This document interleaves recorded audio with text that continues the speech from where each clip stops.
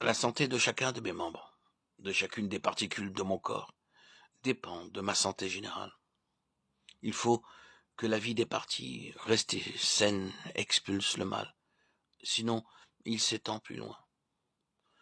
Mon état spirituel dépend de celui de mon frère plus que je ne le crois, et lui-même dépend de moi plus que je ne le crois. L'esprit qui est en moi, l'esprit de Christ, habite aussi chez mon frère. Tout ce que je reçois, Dieu veut qu'il le reçoive aussi. La vie de l'esprit me fera donc conserver l'unité de l'esprit dans la vie pratique, vivre en communion d'amour fraternel avec les croyants qui m'entourent. Qu'il soit perfectionné dans l'unité, Jean 17, 23, c'est en progressant dans l'unité qu'on se rapproche de la perfection. La perfection est impossible dans un état de séparation. Ma vie ne réside pas tout entière en moi, car une partie de cette vie a été donnée à mon frère, et ne me sert à moi que si je suis en communion avec lui. Il t'a fallu du temps, des prières et de la foi pour en venir à reconnaître la présence de l'Esprit de Dieu en toi. Il te faudra aussi du temps, des prières, de la foi et beaucoup d'amour pour discerner la présence de l'Esprit de Dieu en ton frère.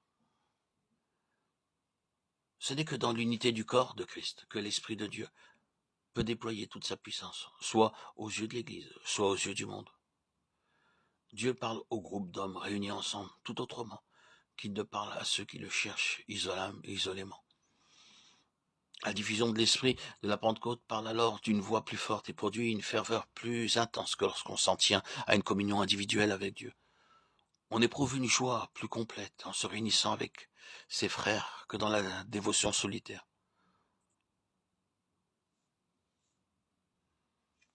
Nous le savons, par expérience.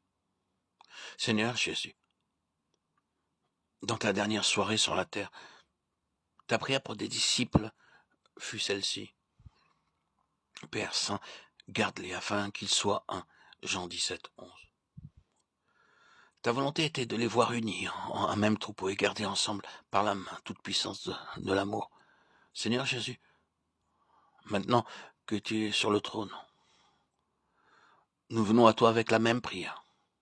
Oh, garde-nous afin que nous soyons un. Prie pour nous, toi qui es notre souverain sacrificateur, afin que nous soyons parfaitement un et que le monde connaisse que le Père nous aime comme il t'a aimé.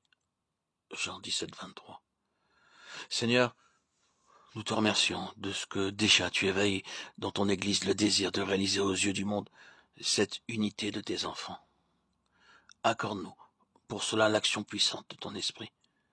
Puisse chaque croyant reconnaître que le Saint-Esprit est en lui et qu'il est en son frère aussi, que par conséquent, il doit conserver avec humilité et charité l'unité de l'esprit avec ceux qui ont des rapports avec lui.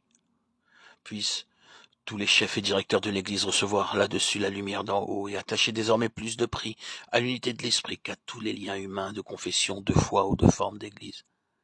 Puissent tous ceux qui se sont revêtus du Seigneur Jésus-Christ se revêtir par-dessus toute chose de la charité qui est le lien de la perfection. Romains 13, 14. Colossiens 3, 14.